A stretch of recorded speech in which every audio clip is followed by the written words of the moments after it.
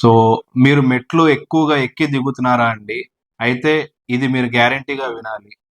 ఎప్పుడైతే మనం మెట్లు ఎక్కువ ఎక్కటం గాని, దిగటం గాని చేస్తున్నామో ఈవెన్ యంగ్ ఏజ్‌లో అయినా 25 ఇయర్స్, 30 ఇయర్స్‌లో ఇప్పుడంతా బానే ఉంది గదా! అని మెట్లు ఎక్కువ ఎక్కటం, దిగటం చేస్తా ఉంటే, మనం నార్మల్‌గా ఫ్లాట్ సర్ఫేస్ మీద నడిచేదానికంటే మెట్లెక్కి దిగేటప్పుడు ఆల్మోస్ట్ మన బాడీ వెయిట్‌కి 3-5 టైమ్స్ మన జాయింట్స్ మీద ప్రెషర్ పడతా ఉంటదండి. సో, అది మీరు ఎక్కువగా మెట్లెక్కి దిగటం చేస్తా ఉంటే, జాయింట్స్ త్వరగా అరిగిపోతా ఉంటాయి. త త్వరగా అరిగిపోతే ఇంకా దాని తాలూకు ఇబ్బందులు పడతా ఉంటారు.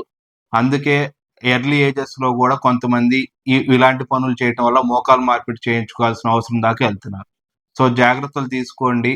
అవసరమైతే తప్ప ఎక్కువగా మెట్లెక్కి దిగటం చేయొద్దు. కుదిరినంత వరకు లిఫ్ట్ వాడుకోండి. మెట్లెక్కటం అనేది ఎవరైనా ఏ ఏజ్ గ్రూప్ అయినా ఎంత కుదిరితే అంత తగ్గించడం మంచిది. అలా అని చెప్పి మరీ ఒక ఫ్లోర్ ఉన్నా గాని లిఫ్ట్‌లో ఎళ్ళాల్సిన అవసరం లేదు.